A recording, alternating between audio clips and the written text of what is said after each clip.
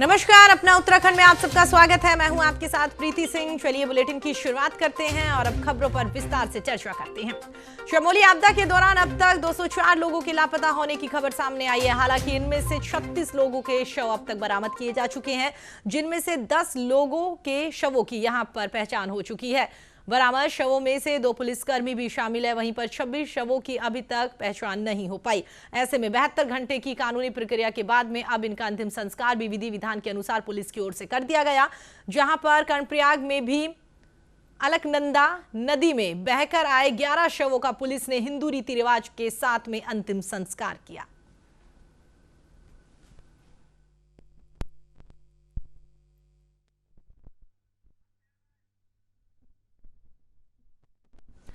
उत्तराखंड में वन मंत्री हरक सिंह रावत ने कोटद्वार स्थित वन निगम के डिपो पर ऑक्शन प्रणाली की शुरुआत करी है और इस दौरान मंत्री हरक सिंह रावत ने बताया है कि पूरे देश में 79 डिपो ऑक्शन में यहां पर हिस्सा ले रहे हैं। उन्होंने अपना रजिस्ट्रेशन भी यहां पर करवा दिया है। इसके जरिए जो पुरानी लकड़ी 100 रुपए में दी जाती थी वो अब 120 रुपए में दी जाएगी, जिससे वन निगम को और अधिक मुनाफा होगा।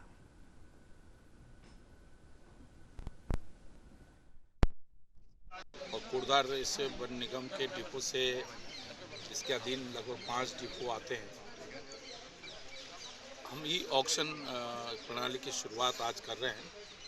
पूरे देश के 79 जो ऑक्शन में पार्टिसिपेट कर रहे हैं उन्होंने रजिस्ट्रेशन कराया है और हमारा अभी देहरादून डिवीज़न में हमने इसी तरह ई ऑक्शन का कार्यक्रम किया था, तो हमको लगभग 120% तक रेट अधिक मिले। 100 रुपये की चीज़ हमारी 120 जो हमने एक मानक माना था कि ये लकड़ी माना उदाहरण के लिए 100 रुपये में जाएगी। उत्तराखंड में चमोली में आए आपदा को 4 दिन बीत चुके हैं, जिसमें गुरुवार को भी रेस्क्यू ऑपरेशन लगातार चलता रहा। आपदा क्षेत्र तपोवन में यहां पर टनल में फंसे लोगों को बचाने के लिए चले रेस्क्यू ऑपरेशन पर मुख्य सचिव ओम प्रकाश ने कहा है कि रेस्क्यू ऑपरेशन लगातार चल रहा है, लेकिन हटाया गया मलबा दोबारा वापस उसी जगह पर आ गया है। साथ अब एक ड्रिल के जरिए भी फंसे हुए लोगों तक पहुंचने की यहां पर लगातार कोशिश की जा रही है। तो वहीं पर मुख्य सचिव ने कहा है आपदा में मृत हुए लोगों के परिजनों को सरकार द्वारा 6-6 लाख रुपए का मुआवजा दिया जाएगा। साथ ही अज्ञात शवों की पहचान के लिए अब शवों को 96 घंटे तक मोर्चरी में रखा जाएगा, जिससे उनकी पहचान हो सके। इसके ऑपरेशन चल रहा है और इसमें दिक्कत ये हो रही है कि दोबारा मलबा आ जा रहा है मेन टनल में। काफ़ी दूर तक पहुंचे थे लेकिन मलबा दोबारा आ जा रहा है। दूसरा उसमें अब हार्ड रॉक्स भी आ रही है। मलबा भी है, हार्ड रॉक्स भी है। तो हार्ड रॉक्स को निकालने में थोड़ी दिक्कत हो रही है, तो उसमें एनटीपीसी की टीम भी लगी हुई है, तो वो भी प्रयास कर रहे हैं और इसमें ड्रोन से भी देखा जा रहा है। तो भी ये चलता रहेगा। फिलहाल वक्त तो चला एक छोटे से ब्रेक का। जल्द हाजिर होंगे कुछ और खबरों के साथ। ब्रेक के बाद एक बार फिर आप सभी का स्वागत है। चलिए आगे बढ़ते हैं। उत्तराखंड के चमोली में आई आपदा में फंसे लोगों का रेस्क्यू ऑपरेशन लगातार चल रहा है। वहीं प्रशासन के साथ ही आपदा कंट्रोल रूम भी तमाम तरीके से लगातार आपदाग्रस्त क्षेत्र की मॉनिटरिंग कर रहा है। किस तरह से मॉनिटरिंग की जा रही है, क्या कुछ स्थिति घटनाक्रम पर बनी हुई है, इसको लेकर आपदा सचिव SA मुरुगेशन से खास बातचीत की न्यूज इंडिया संवाददाता विशाल गर्ग ने।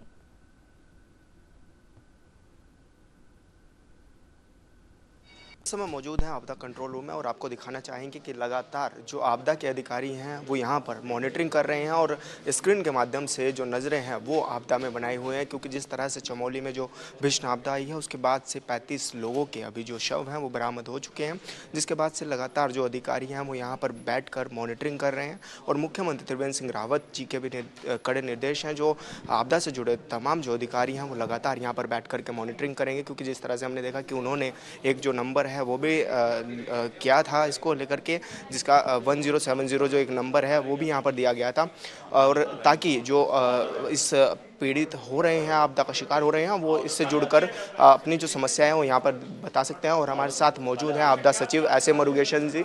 सर, आपसे जानना चाहेंगे अभी किस तरह के हालात हैं और किस तरह से आप लोगों की नज़र बनी हुई है?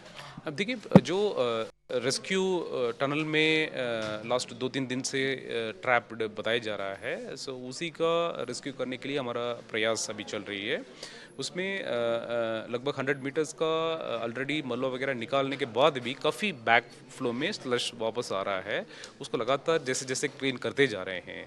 सो इसी बीच में वहाँ टनल एक्सपर्ट्स जो कंपनी का भी होंगे उनसे डिस्कस करते हुए वहाँ का डिस्ट्रिक्ट एडमिनिस्ट्रेशन इन लोगों ने ये स्ट्रेटजीज किया है अलॉन्ग विद अदर हमारा ITBP and army and NDRF वगैरह काम कर रहा है, उस हिसाब से मिलकर एक वर्टिकल ड्रिल करके ये दूसरा एक टनल में भी उसका असेसमेंट क्या हालत है उसको असेस करने के लिए कल रात से प्रयास कर रहे हैं। जैसे उसका प्रोग्रेस वगैरह फील्ड से मिल जाएगा हम लोग बताएंगे। सो अभी फर्स्ट प्रायोरिटी हमारा वो जो ट्रैप्ड है या फंसे हुए हैं उसका जो भी हालत है उसी को रेस्क्यू करने के लिए प्रयास जारी है। सर आपदा के लिए नंबर भी जारी कर दिए गए हैं, क्या अभी नंबरों के माध्यम से कोई सूचना मिल पा रही है, क्या कोई संपर्क करने की का जो कोशिश है वो की जा रही है? अब देखिए ये वाइड स्प्रेड एक इवेंट तो नहीं था, वो एक लिमिटेड एक प्लेस, ये 2 प्लेस का ही था। सो अभी ज़्यादा क्वेरीज एक ही इश्यू के बारे में आ रहा है मिसिंग पर्सन्स का। उसमें हम लोग इंस्टेड ऑफ एक ओपन नंबर, मतलब यहाँ का बता रहा हूँ मैं, स्टेट इमरजेंसी ऑपरेशन सेंटर से एक नंबर फ्लैश करते हुए उस नंबर पे हम नहीं ले रहे हैं। जो स्टेट्स है फॉर एग्जांपल उत्तर प्रदेश है या झारखंड है या वेस्ट बंगाल है या अन्य अदर स्टेट्स का है, उनका नोडल ऑफिसर्स और इसमें हमारा जो पुलिस की तरफ से भी PH की तरफ से भी एक सेल नामित करते हुए उससे हम संपर्क में हैं। जैसे वो स्टेट लेवल पे उनका इंटीमेशन पहुंच रहा है वो शेयर हो रहा है। हम लोग जो बॉडीज मिल गया तो उसको फोटोज वगैरह भी शेयर कर रहे हैं। सो उसमें कभी शनाख्त हो गया किसी का फोटो से मतलब मिलान हो गया तो इमीडिएटली उसको प्रोसेस करते हुए हैंडिंग ओवर के लिए भी कार्रवाई हम कर रहे हैं। सो एक नॉट मास लेवल पे मैसिव नंबर देकर उसमें नहीं हो रहा है, बट वेरी टारगेटेड वे में उसका इन्फॉर्मेशन कलेक्ट किया जा रहा है, उसको दिया जा रहा है। जिस तरह से हमने देखा कि 13 गाँव का जो संपर्क है वो भी टूट चुका है, उनको भी राशन पहुंचाना है, चीज़ें करनी है, और मुख्यमंत्री त्रिवेंद्र सिंह रावत जी भी लगातार यहाँ पर नजरें बनाए हुए हैं, आपकी ओर से उनको भी रिपोर्टें दी जा रही हैं, तो किस तरह की अभी चीज़ें हैं जो और बेहतर की जा रही हैं? उसमें देखिए जैसे संडे इंसिडेंट हुआ है, मंडे से शुरू कर दिया रेशन डिस्ट्रीब्यूशन डिस्ट्रिक्ट की तरफ से, जो अक्रॉस द जो कहाँ रेनी विलेज के पास ब्रिज वगैरह टूट गया है, across the river by chopper material वगैरह ड्रॉप किया गया है। सो एंड ऑल्सो विंटर में हमेशा हमारा थोड़ा फॉर फ्लंग विलेजेस में 3 महीने का विंटर का रेशन ऑलरेडी बाय नवंबर वगैरह वो पहुंच जाता है। सो ऐसा जो उन लोगों के पास पर्याप्त विंटर तक का रेशन अवेलेबल है। Even then civil supply department की तरफ से और एडिशनल 2-3 महीने का रेशन से पहुंचा दिया गया है। और इसके अलावा कुछ मेडिकल हेल्प भी उन लोगों को ज़रूरत पड़ेगा, जो हम ऑलरेडी भी रिक्वेस्टेड, उस तरफ हमारा आर्मी और ITB का डिप्लॉयमेंट भी है, उनका भी मेडिकल टीम को वहीं पे कैंप्स वगैरह लगाकर गाँव लोगों का कोई इमीडिएटली ज़रूरत है तो वो करने के लिए। इसके अलावा स्टेट हमारा हेल्थ डिपार्टमेंट का भी टीम उस तरफ जाकर वो भी मेडिकल कैंप्स करने के लिए डिस्ट्रिक्ट एडमिनिस्ट्रेशन के लिए इंस्ट्रक्शन है, और शायद उन्होंने कैंप्स भी कर रहे हैं। अभियान में अभी हमारे कितने जो जवान हैं वो लगे हुए हैं, क्योंकि SDRF, NDRF और जो इंडियन आर्मी फोर्स है वो भी लगी हुई है, तो कितने अभी टोटल जवान हैं जो अभी लगातार अपना रेस्क्यू अभियान चल? देखिए इनिशियल मोबिलाइजेशन मोर देन 600 था। जैसे जैसे मंडे और ट्यूसडे स्थिति जैसे इम्प्रूवमेंट या बदलती जाए गई है, उसके बेसिस पर अभी हमारा पूरा टारगेट एक ही टनल पे है। उस टनल पे इतना लोगों का एकदम मोबिलाइज करने के लिए नहीं है, बट वहाँ इंसिडेंट कमांड सिस्टम ये लोग मिलजुल कर कितने लोगों का अंदर भेजना है, कितने समय तक रहेंगे और मशीन्स वगैरह कितने काम करेगा, उस तरह का वो प्लान करते हुए कर रहे हैं। हमारे पास पर्याप्त man power from all this organisation है। इवन कुछ ज़रूरत पड़ेगा तो कुछ लोगों का वहाँ से हमको डीमोबिलाइज भी करके रिजर्व में रखने के लिए ज़रूरत है, तो वो डिस्ट्रिक्ट लेवल पे, वो इंसिडेंट साइट के लेवल पे वो लोग डिसाइड करेंगे। धन्यवाद सर न्यूज़ इंडिया से बात करने के लिए। तो आपदा सचिव SM मुरुगेशन जी हमारे साथ थे, जो बता रहे थे कि लगातार जो मॉनिटरिंग है वो की जा रही है और मुख्यमंत्री त्रिवेंद्र सिंह रावत को भी इसकी समय समय पर जानकारी दी जा रही है, और साथ ही किसी भी तरह की कोई दिक्कतें ना हो और वहाँ पर फंसे हुए लोगों को जल्द से जल्द निकाला जाए, उसके लिए भी लगातार यहाँ से मॉनिटरिंग चालू है। अपने सहयोगी आशीष धीमान के साथ विशाल गर्ग, न्यूज़ इंडिया, देहरादून। उत्तराखंड के चमोली में आपदाग्रस्त क्षेत्र में चल रहे राहत और बचाव कार्यों की प्रगति की जानकारी लेने गुरुवार को राज्यपाल तपोवन पहुंची है। राज्यपाल ने पीड़ितों के परिजनों से भी मुलाकात करी, साथ ही विधानसभा अध्यक्ष भी वहां मौजूद रहे। इस दौरान पीड़ित परिवार ने लापता लोगों की तलाश में तेजी लाने की राज्यपाल से मांग करी है। उन्हें राज्यपाल ने आश्वासन दिया है कि लापता लोगों को खोजने में कोशिश जो है वो और तेज कर दी जाएगी, जल्दी सभी का पता चलेगा। वहीं पर खोज अभियान को लेकर राज्यपाल ने प्रशासन को सख्त निर्देश दिए हैं। तो वहीं पर सीएम त्रिवेंद्र सिंह रावत भी लगातार आपदाग्रस्त क्षेत्र के निरीक्षण के साथ ही लगातार मॉनिटरिंग करते हुए नजर आ रहे हैं। गुरुवार को भी सीएम ने आपदा प्रबंधन से आपदा राहत कार्यों और रेस्क्यू ऑपरेशन के बारे में जानकारी ली।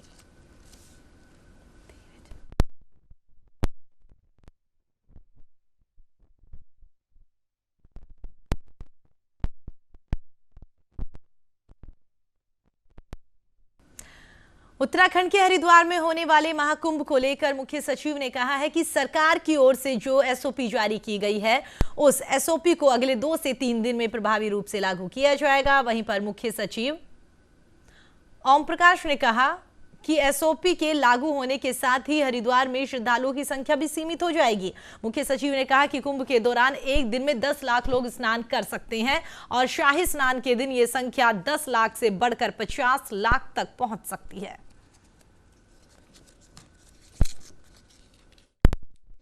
ये 2-3 दिन में इसका निर्णय लिया जाएगा।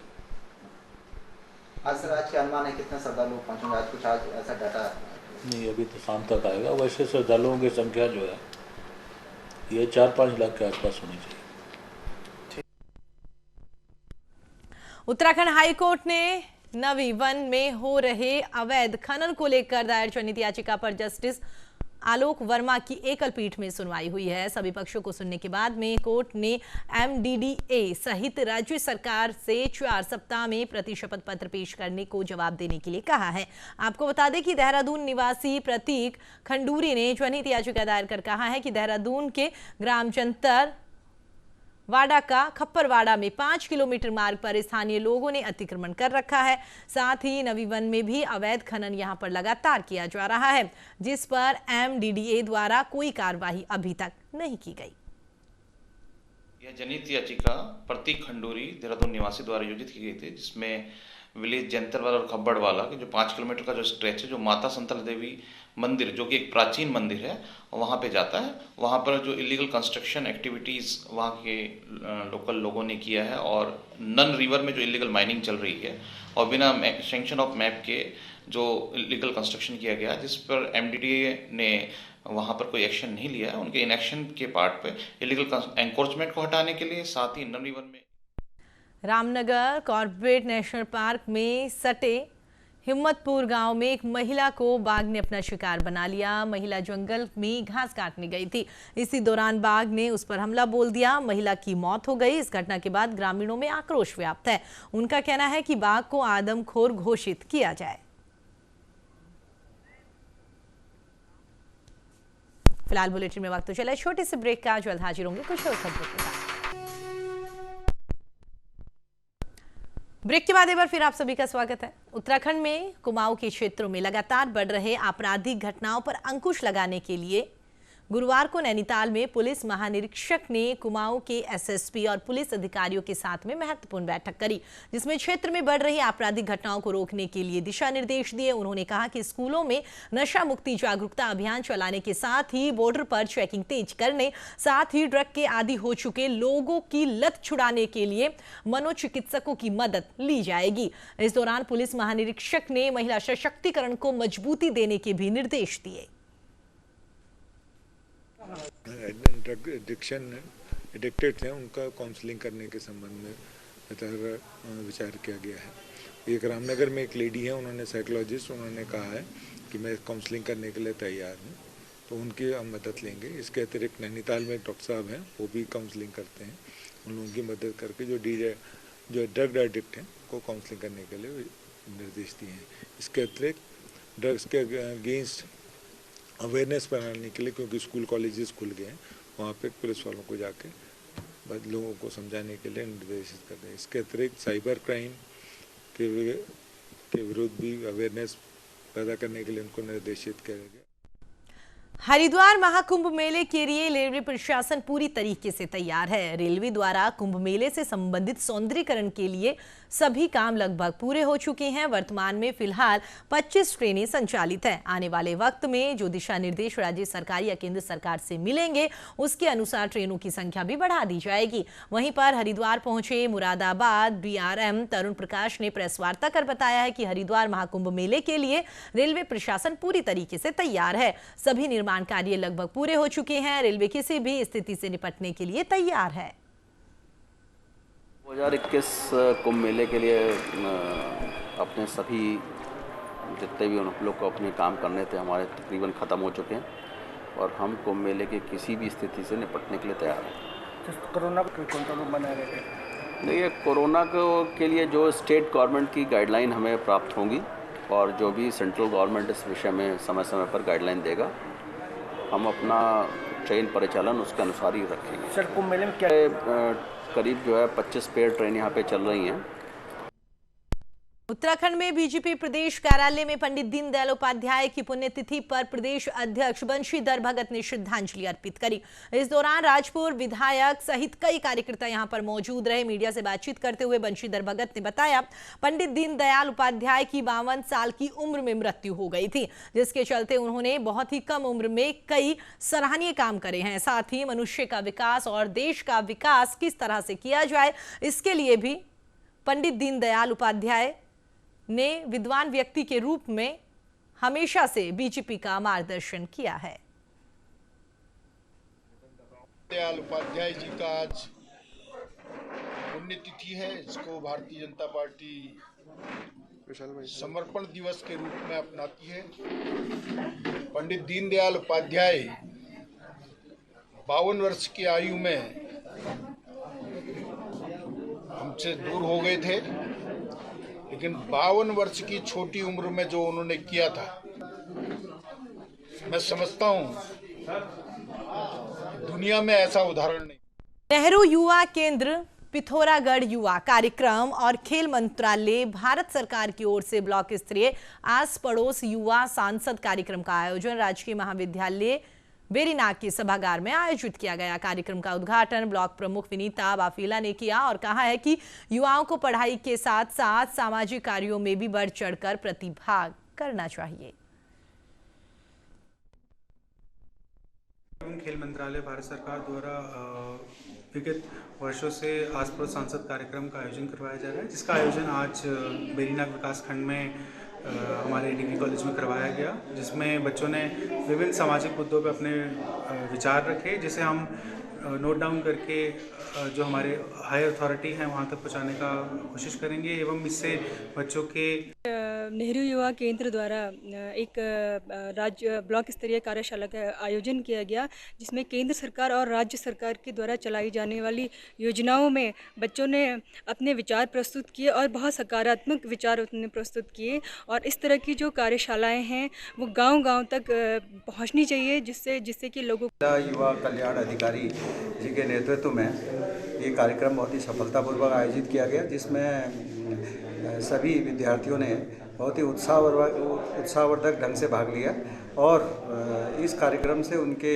बोलने की क्षमता, उनकी अभिव्यक्ति की क्षमता और उनके समाज से लगातार महाराष्ट्र के राज्यपाल और उत्तराखंड के पूर्व मुख्यमंत्री भगत सिंह कोश्यारी और महाराष्ट्र सरकार के बीच तनातनी लंबे समय से देखी जा रही है। वहीं पर जब महाराष्ट्र के राज्यपाल महाराष्ट्र से देहरादून रवाना हो रहे थे तो उन्होंने महाराष्ट्र सरकार से चार्टर प्लेन की मांग की थी, लेकिन चार्टर प्लेन ना मिलने के चलते उन्हें प्राइवेट हवाई जहाज से उत्तराखंड आना पड़ा।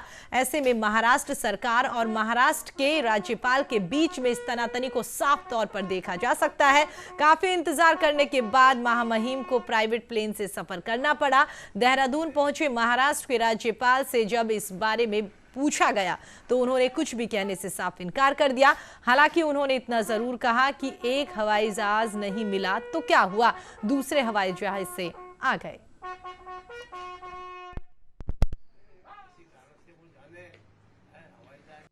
यार मैंने कहा कि निजी तो ना होता है IAS अफसर को जवान हो रहा है। एक बार इतनी बात बता दी जाती को ये नहीं मिला